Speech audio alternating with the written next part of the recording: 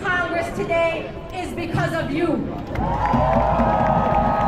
reason why dozens of members of Congress are boycotting the war criminal Benjamin Netanyahu is because of you.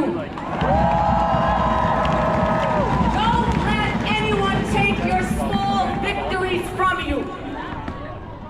Your work matters. Your sacrifices matter.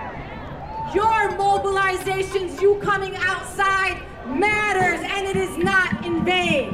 I want to say to the young people, those who sacrifice their scholarships, their graduations, their future employments for the people of Palestine, that will not be in vain. Don't be surprised that a war criminal has been invited by a country that harbors our own war criminals. And at the top of that list is President Joe Biden.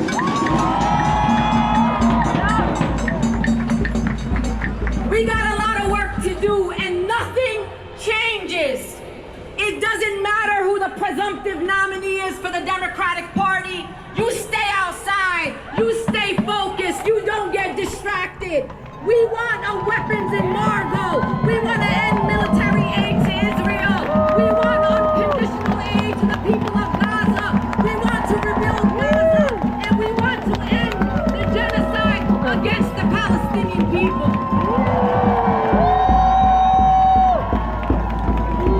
So let us be very clear.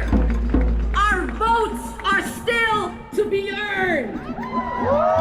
We will not be pawns in a political system that does not give us the demands that not only we deserve, but are the right thing to do for these political entities. And lastly, I will say this. There is nothing that any of us here are sacrificing that is close to the sacrifices of the Palestinian people. And I promise you here today that one day all of us will travel to a free Palestine and we will sit on the beaches of Gaza and watch the children of Gaza play in joy under bright skies, and it will be because the American people said no to genocide and yes to freedom for the Palestinian people.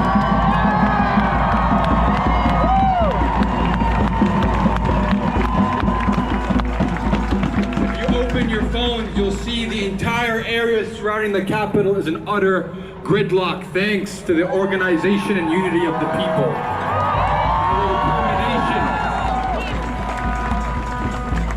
Hang in tight, we only have a couple more speakers before we join our comrades in the streets and show Netanyahu and the other criminals what we're about today. Next, it's my absolute pleasure to introduce from Doctors Against Genocide, Dr. Nida Jabour, who will introduce the speaker from Doctors Against Genocide. Please give it up for them. Hello everyone. Hello the real patriot Americans, the people of conscience, and shame on the others who are complicit in genocide. عاشت غزة. Long live Gaza. We are here to tell the people in Gaza, the children, the women, the elderly, the men, that Doctors Against Genocide are with you. We are here for you. All the people of conscience are here. Speaking your voice loud. I'm introducing Dr. Karama Hawash, the co-founder of Doctors Against Genocide. Thank you.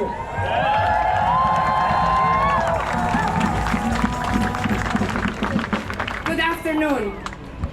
I want to tell you what Doctors Against Genocide is all about. We are uplifting the medical community voices against war crimes, crimes against humanity, and genocide. We identified the genocide in Gaza very early on because genocide is a health hazard. It kills people. And we are seeing how our colleagues in Gaza are being killed. The hospitals are being destroyed. The children are being maimed. The women with infants are being starved. The men are killed and watching their families being obliterated. Dr. Jumana Hinti is one of our members. I am honored to introduce her. She came back from Gaza on the 21st of May.